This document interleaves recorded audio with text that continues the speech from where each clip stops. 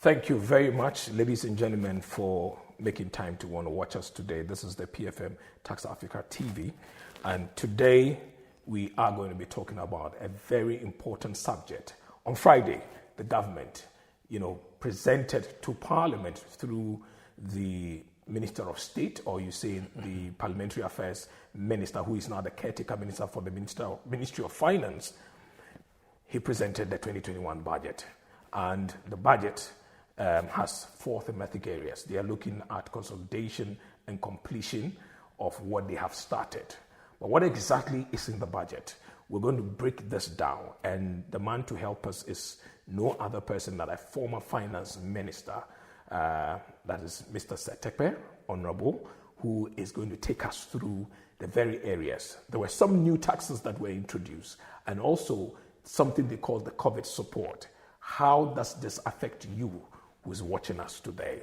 And if you listened to the budget reading, the statement of itself, I'm sure you've not had the opportunity to go through the budget proper. But today, we'll try our best to break it down for you and then start the discussions around this particular document, how it will benefit you and I, who are the ordinary Ghanaians. Thank you very much, Mr. Seth Terkper, for joining us. Thank you very much, and good evening to your viewers. Very well. 2021 budget. What would you say initially about having sat through the 3-hour reading of this budget? Let me go to the substance, straight away. I think this is a budget which raised expectations, but I think some of it was dampened by the time it was ended, because we were supposed to be going into an era, despite COVID, where there were a lot of significant achievements in 3 years. COVID has been barely 1 year now. But we ended up being told, or a confirmation of what institutions like the IMF, Moody's, and some local analysts have been saying was a worsening situation before COVID. And I hope I will have to make that distinction as we go ahead, because the situation was deteriorating before COVID. And therefore, the attempt to put everything on COVID, is something which, with time, would come to be appreciated by many people, as having the country being in a condition that is actually worse, than what it should have been, even with COVID. That's not to downplay COVID, but I think it's important to be candid, in stating that we had these difficulties before COVID. These are difficulties, which COVID has added. Now, I say it's been dampened because one would have expected a very robust, economy going into the end of 2020. It didn't happen, partly because of COVID, but also, as I said, not necessarily, because of COVID.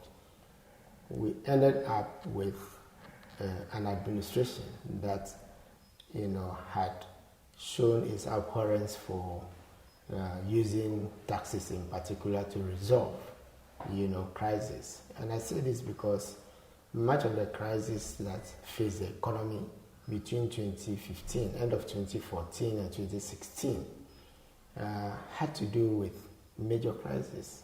The global financial crisis, the aftermath of it, which saw many sub-Saharan African countries and others like Nigeria, South Africa and others Angola going to recession. Ghana escaped recession. We are now in a recession. It also had the disruption in gas supply from Nigeria, which was christened in one word, doomsday, for which a lot of capital was made. Then we also had, problems with the tariff bearing and others, which did not make the Jubilee partners realize the full potential, of that oil field. So I'm putting this in context to say that we have gone to various crises in the past, and we would have expected that with 3 oil fields, from 2017 recovery in price, we could have managed some of these crises better, including the IMF, loan and other things which were meant to resolve, COVID. So in sum, when you look at this and resorting to more taxes, than previous crises, in addition to all those loans, I think it left a lot of people aghast. By the time, that portion of the speech, began to be read, and you could see from the reaction, from private sector, GPRT, businessmen and others, that there's been a tinge of disappointment, in, where the measures were headed and where the economy is headed. You have always argued that let's not blame COVID too much. I'm listening to you right now and you're talking about special situations from 2013 down through 2015, and you make reference to Taryn Berry, you make reference to the financial meltdown and all other issues that happen in the economy. Yes. In fact, that saw your government at the time even to also introduce certain taxes to help salvage the situation. Is it wrong for this government also to consider that, look, we have an issue and it's a global pandemic. Almost every nation in the world is suffering. So you can't go with cap in hand asking people to support you. You need to look inside the country and find the money to do it. Is it wrong for them to then introduce taxes and say, guys, we need to be able to save the situation? I mean, you're making a point, and that's precisely my issue. No, not at all. I'm not blaming the government for resorting to taxation. Tax, because all our austerity measures. Because you're a tax expert. No, but I'm saying that it's even bigger than that. I'm saying that all our experience through austerity, management of austerity, if you like, the 18 or so IMF programs, have always used a combination of tax, right? Expenditure management, debt management, borrowing. That's a mix. And real sector rehabilitation, like the way the cocoa sector was rehabilitated after the bushfires, or the attempts to use the temporary badges, to resolve them so. Right. So these are the mix, a mix of revenue, expenditure, debt management, and the real sector, especially the real sector that is affected. In this case, under COVID, is going to be the tourism, and the hospitality sectors which suffered much. So that's not at all. What I'm pointing out is, therefore, with this history and with players in administration which had participated in past management of crisis, by the way, including the PNDC, some of them were in the PNDC era, I'm talking about ERP, SAP, for them to belittle the use of tax in resolving the global financial crisis, subsidy, ESLA, which, by the way, is a foundation for payment of energy costs, banking sector bailout costs through the ESLA bond. For them to have come into administration and made us believe that you can manage crisis without resort to taxation, creating some of the taxes, which have been on the books, ESLA, the temporary import duties, the stabilization, the fiscal stabilization, levy, the banking sector and all those, to creating them as nuisance taxes, to make them seem irrelevant, is my point. But how when my point that, when you present that type of solution as non-performance, as not being able to be innovative, and then you come, and no matter how severe the crisis, and despite loans, this is the first administration that had loans specifically targeting crisis, however severe it is. And then on top of all this, on top of the fortune of 3 oil fields and the rest, you now resort to more taxes than even was experienced. That is the point I'm making. But I think the lesson is that, for all of us as Ghanaians to appreciate that there are fiscal handles, right? The economy is fiscal management, financial monetary management, real sector management, sure, basically. And therefore, if you want to resolve problems, I think the lesson I'm pointing out is that you would have to use a mix of measures from this to resolve. Is it that they are ignoring using the mix and then focusing on one side, which then puts a lot of strain on the ordinary? Well, I didn't see much of expenditure management, but then, yes, maybe they've run out of options there.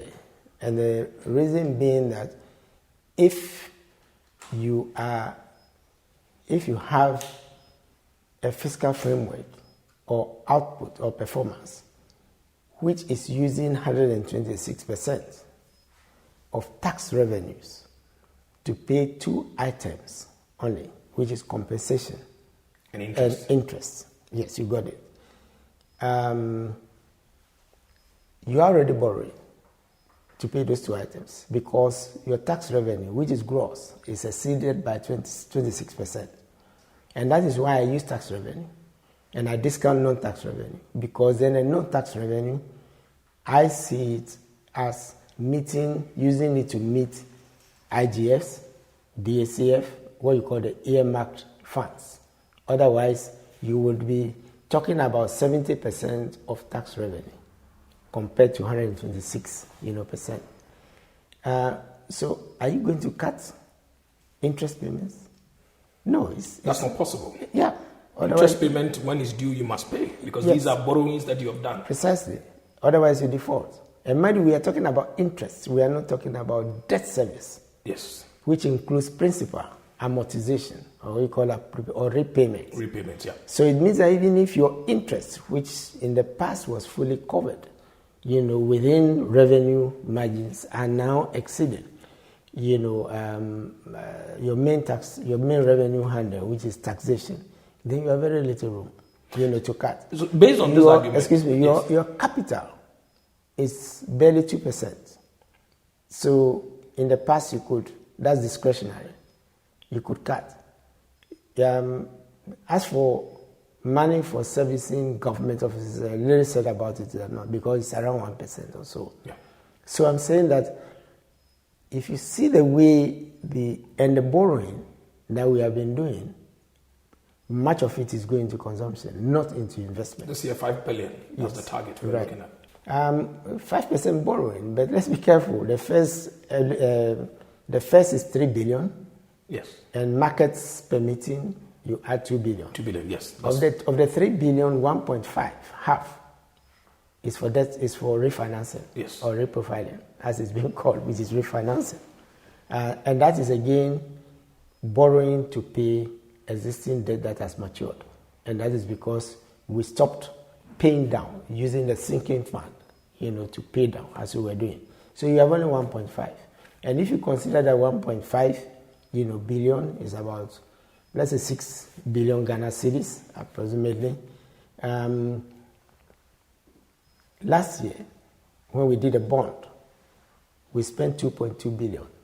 At least that was what Parliament was told, for education, support of free SHS. Free SHS, yes. Yes. So already you can see where that borrowing is going, right? And it supported other, government, initiatives, which are predominantly, So what I'm saying is that you have very little room for maneuvering on the expenditure side.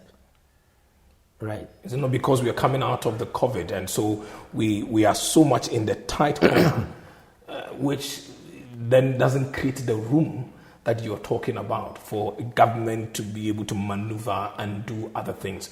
And just as you're answering that question, does that mean that even some of the projects as outlined in this year's budget, we may not see them being executed, looking at the fact that there's so much, or there's non-existent, no room for us to maneuver, looking at the expenditure timetable vis-a-vis the revenues that are supposed to be coming in?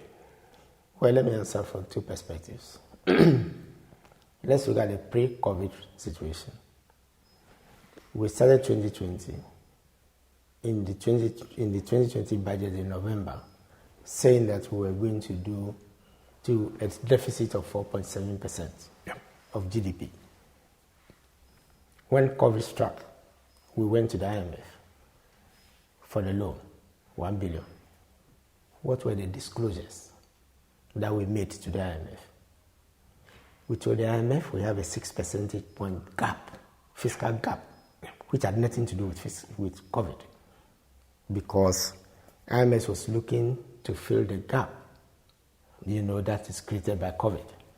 And so we made a straight disclosure there. Now, subsequent to which the COVID gap was calculated as 2.5%. Take it 2.8, take it 3%. I mean, considering that there has been shutdowns and other, things. So let's be generous and make it 3%.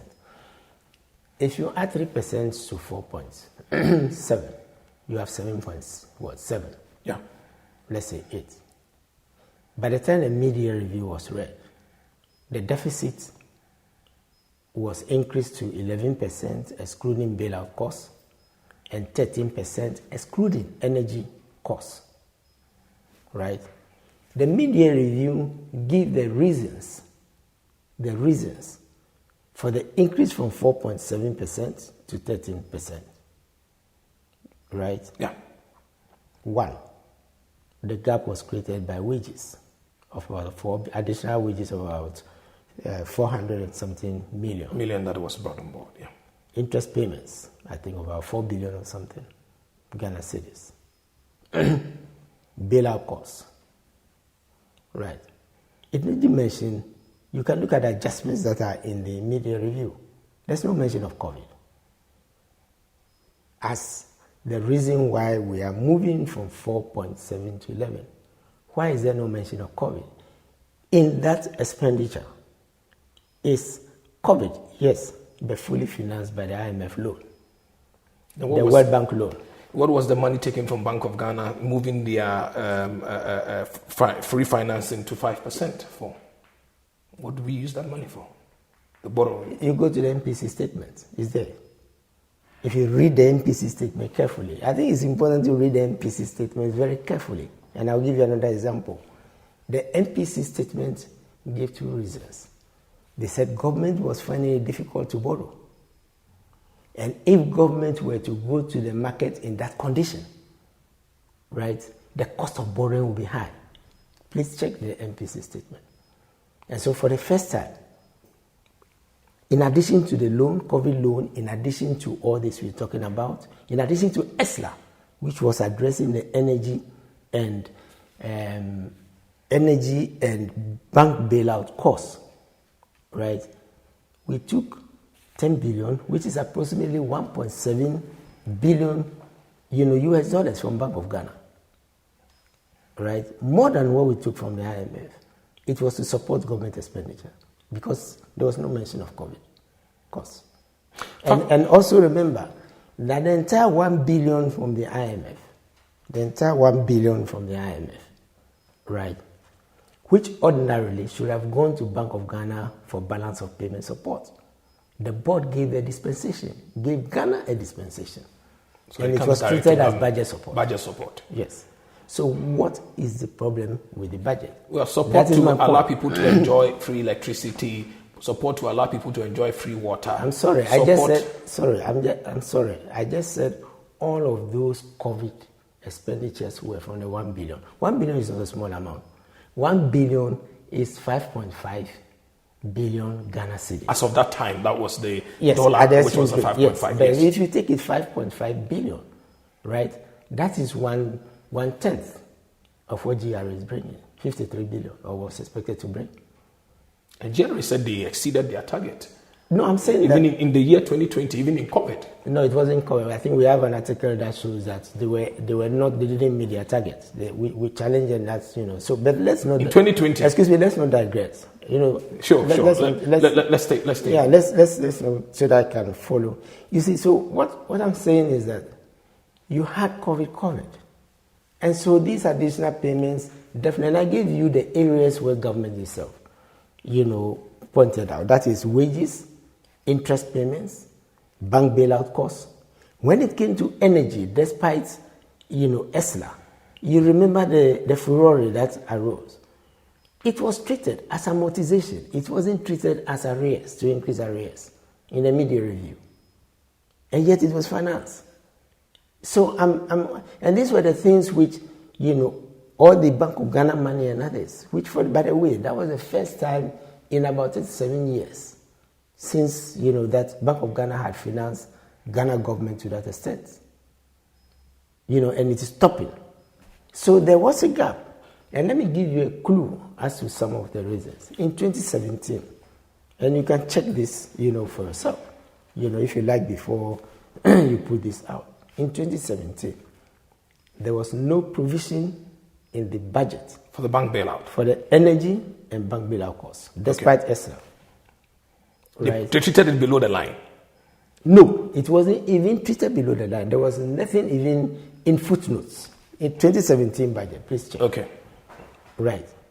So the impression of fiscal consolidation in 2017 excluded all those, all those expenditures. The reason why we're saying the economy was growing at a particular, that the deficit was coming down. The deficit was coming down at that 3.7. 3.7. Yeah, if you include arrears, which is you wouldn't get it.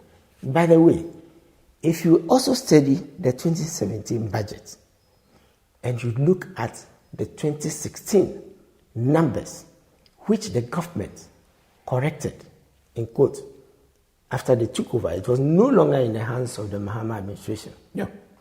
You recall that the Mahama administration was supposed to have left 10.3 billion of arrears, right? 10.3% of some 7 billion or 5 billion arrears, right, of deficit, 10.3 billion deficit. Now, if you study it carefully, the fiscal framework started with 10.3% in 2016, right? And by the time you go to the fiscal, you make a distinction between the fiscal on commitment basis, and then you end up with the fiscal on a cash basis, the fiscal deficit on a cash basis. The fiscal deficit on a cash basis, that is in the 2017 budget, is 6.1. It is not 10%, it's not 7%. As we were, there was an offset of 5 billion from those contract costs. That is also the 5 billion which the Auditor General said they had disallowed.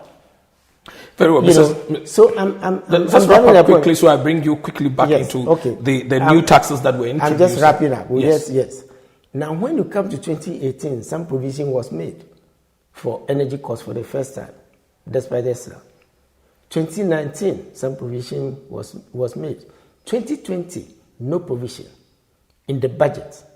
They were made in the media review, and that is why the deficit went up. So you see, when you see these things, happening, you understand why we are where we are, with a deficit of nearly 15%. Discrepancies in the calculation of the deficit and in the reporting. Yes. And so when you see that, and that is why, you see, you may lower, you may put something in a footnote, but in the end, you have to finance what is in the framework and what is in the footnote, right? And financing increases debt.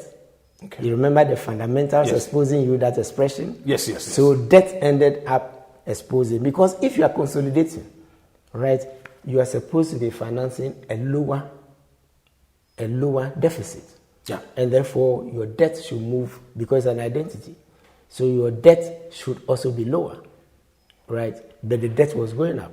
And you remember the expression, payments were being made off budget, outside giftings, right?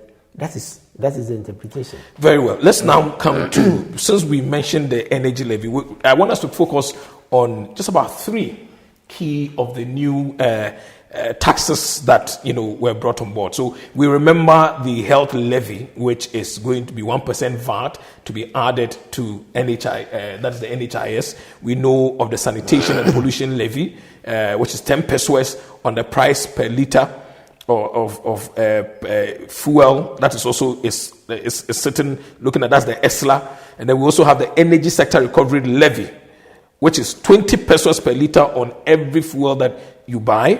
And then you have the financial, sector cleanup levy. That is 5% profit before tax.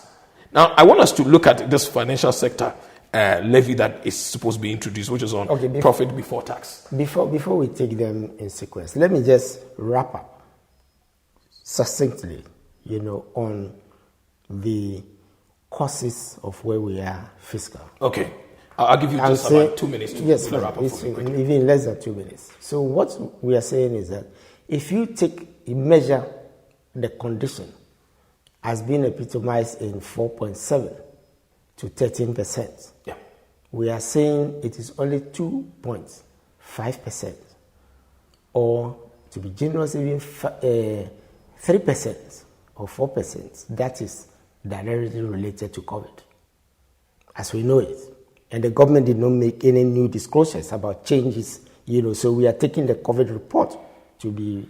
So the difference of 5%, if you like, approximating it, and 4%, right, which is 8%. The difference between that and 13%, which is about 7%, is explained by other circumstances, not COVID. Not COVID. Okay, does this then make it difficult, before I move to my next question, for us to be able to achieve the overall GDP growth of 5%? Is that possible? Is it feasible? Can we? Well, not necessarily. Because here you are also talking about factors that are beyond your control.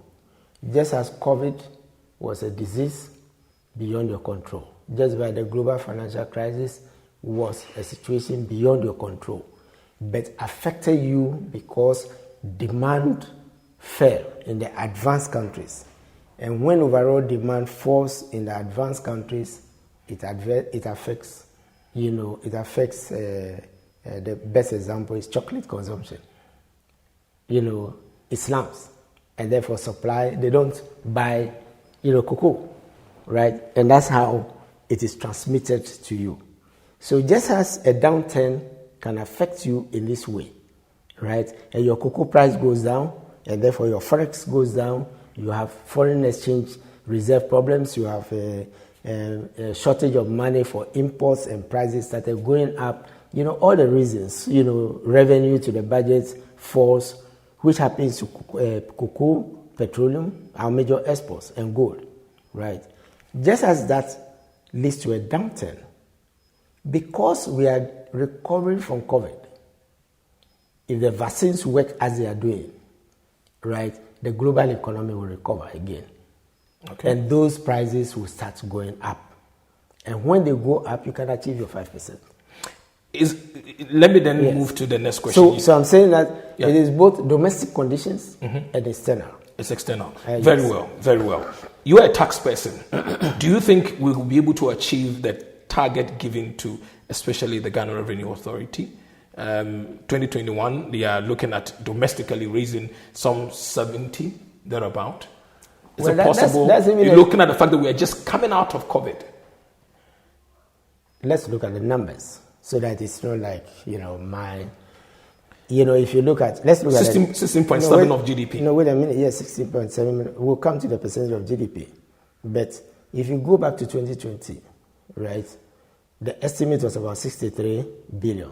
Was revised to about 55. Wait a minute, yes. So yes. You are moving ahead. So 63, COVID came in, was revised to 55. Yes. What is the provisional actual? The provisional actual is around 55. Okay. Right. The mid-year review said that we're going to go back to about 65 or 67 again.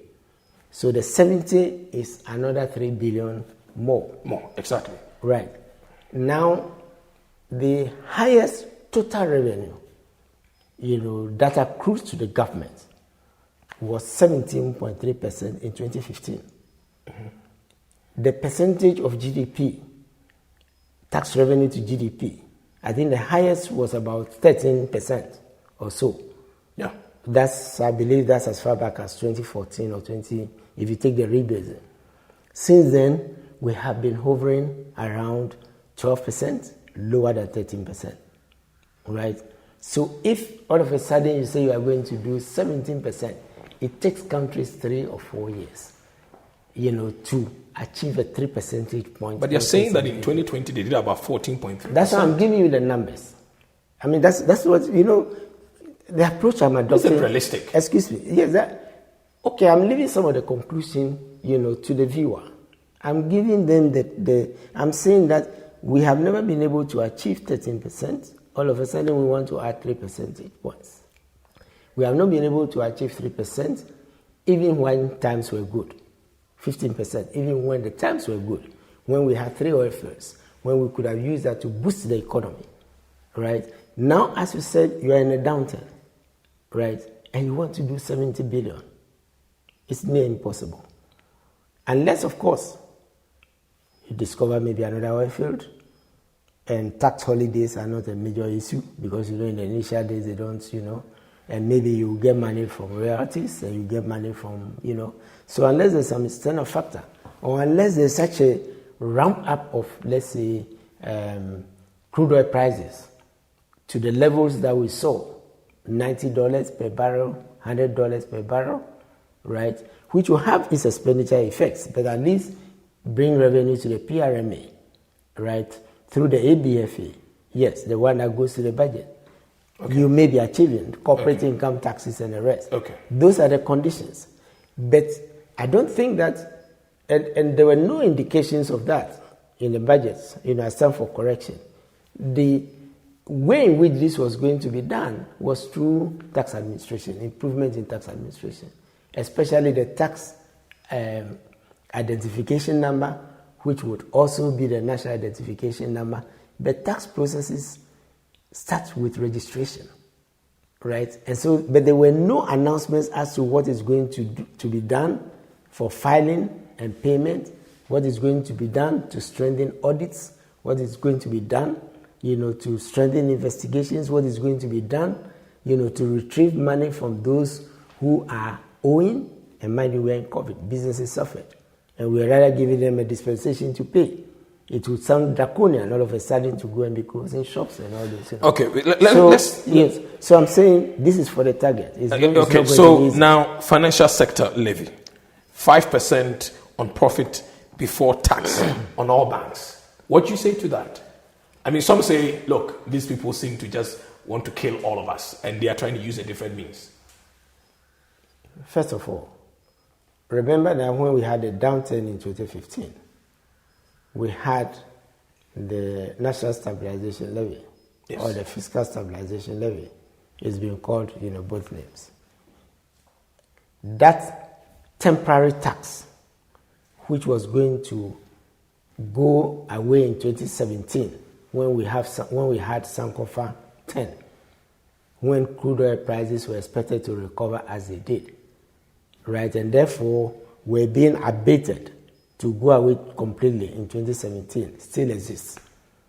And it affects the banking sector, the typical sectors. So instead of calling it straight as an increase in an existing temporary levy, another name was given to it, and it's restricted to only one sector. So the plight of the banking sector is an existing temporary tax, which exists. It's an existing temporary tax plus a new one, which is going to be added. By the way, yes, these are the very banks we are told are recovering from the shocks. From the shocks. Of COVID-19. And from, not just COVID-19, right? Not just COVID-19.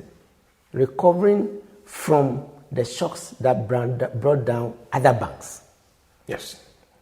The reforms. The reforms. And depositors have just been paid, but we know that, according to IMF estimates and others, there are still depositors, that, remain unpaid. And so the sector which itself is recovering. And remember, this is a sector also that had been recovering from the global financial crisis itself, which is global. The last major, crisis before, which was christened the major crisis since the Depression, only to be overtaken by COVID. It was the financial sector, and it affected, the Ghanaian economy, because we are not an island. Yes, of course. So that's what I have to say. That makes the fiscal necessity, right, maybe more than assessing the impact, on, the financial or banking sector. But I mean, are these taxes not very necessary? Because especially when you come to the energy sector, we're trying to wrap up quickly. Viewers, we will definitely bring you the part 2 because we're going to be breaking down the 2021 budget. I want to wrap up very quickly on the issue of the taxes that have been introduced. So I'm going to have Mr. Seth Terkper take a look at the energy sector recovery levy and the sanitation, which is also based on the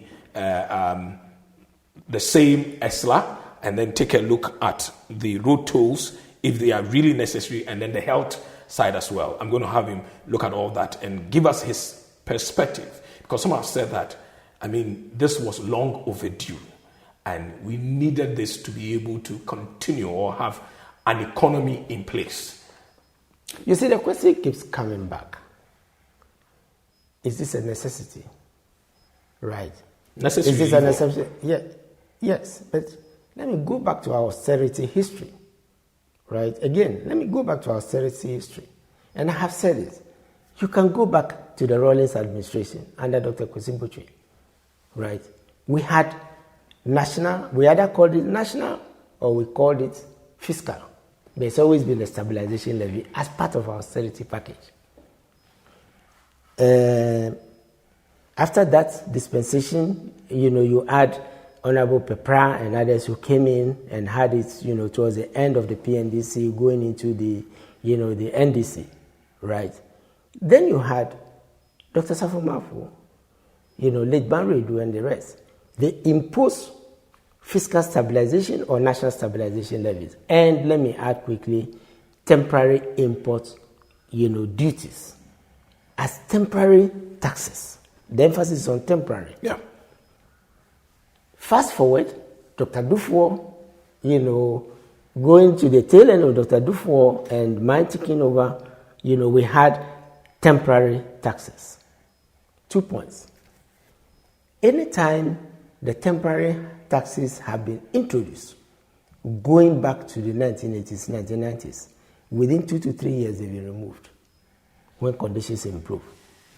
So they are real austerity tools. They are tools which you use to address austerity, right? Yeah. I'm saying, despite 3 oil fields, despite ESLA, despite a sinking fund that paid down debt, for the first time, the austerity measures from 2015 are still in place, which means they have almost become permanent. And in fact, you can regard ESLA, which was supposed to last 3 to 5 years, as an austerity measure for doing so, for the resolution of the debt, from the energy sector predominantly, which affected the banking sector. Which included the construction sector as well. Yes, it sort included of to get money to pay contractors. Enhanced levy, yes. And we'll come to that when we talk about the road tolls, because that is what is being increased, right? Without calling it ESLA.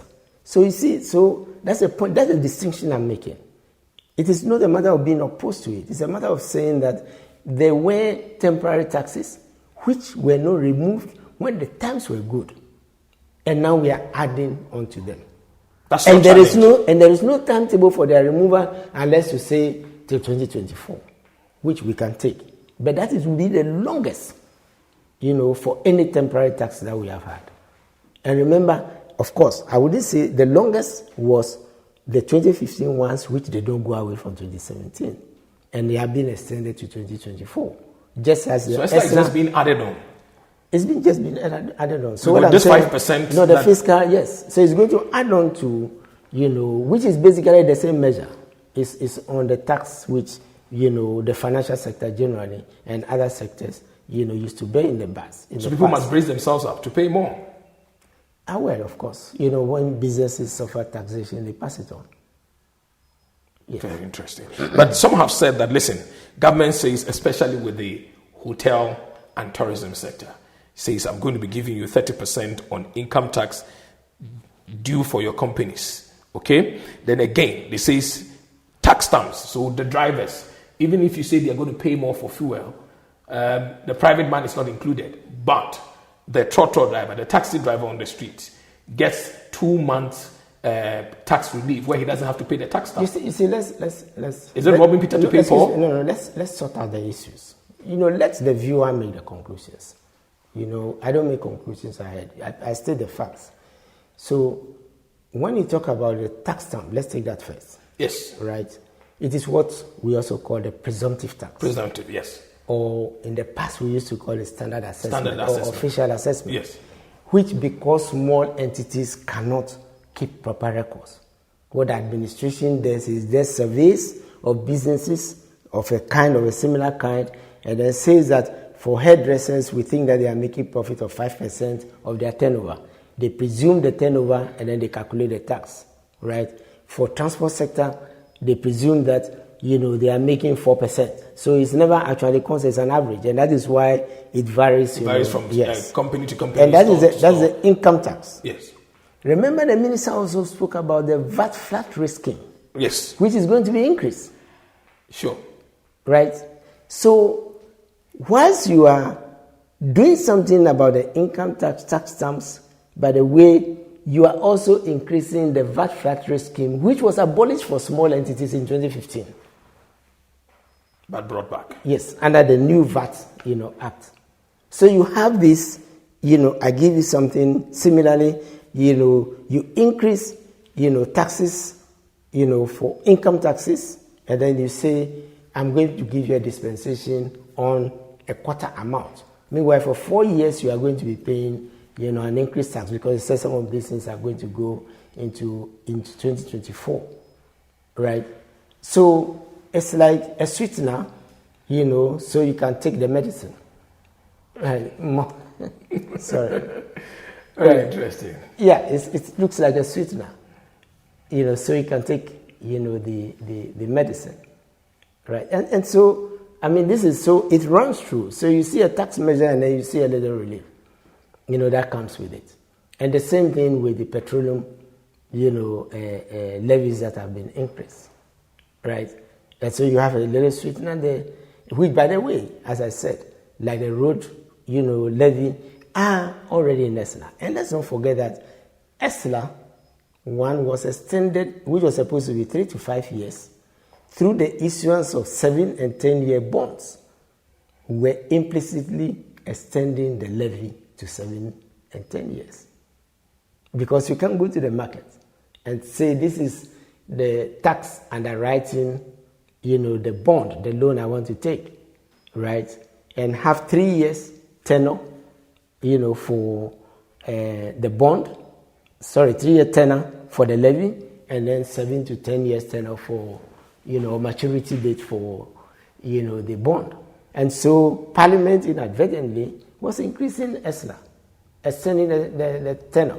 In addition to that, excuse me. Very well. So for the viewer to understand that, inadvertently, in going to the market and borrowing for getting a bond for 7 years, it meant that ESLA could not be there 3 to 5 years. You had to extend and go to 7 years. You had to extend it. Because that was a security. Exactly. That you had to use in convincing the investor to give you money. Precisely. And so, by Parliament approving that, you had actually, overwritten, the ESLA Act, and it said, okay, there was no specificity in the ESLA because it was very difficult to predict its strength.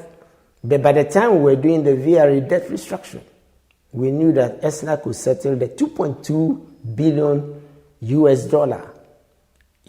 arrears for the energy sector. Okay. And then a certain 2 or so billion cedis, no dollars, for the road sector, right? Within 3 to 5 years. That's why the tenor for the loan that was taken for that restructuring was 3 to 5 years, which, by the way, was refinanced as part of the 7 and 10 years. So even that, with the money, right? And so the big question is, what is necessitating this? Remember I told you there were no provision, for ESLA, for repayment of bailout costs, and in some years, so where did the money go? And to be specific, if you had this debt 2.2 billion, again, if you multiply by about 5, because the exchange rate at time was about 4 point something, right? You're talking about 12 billion. And you add even 2 billion or 3 billion of road arrears, right? You get about 15 billion. ESLA has brought in over 20 billion already by the end of this year. The ESLA report will come.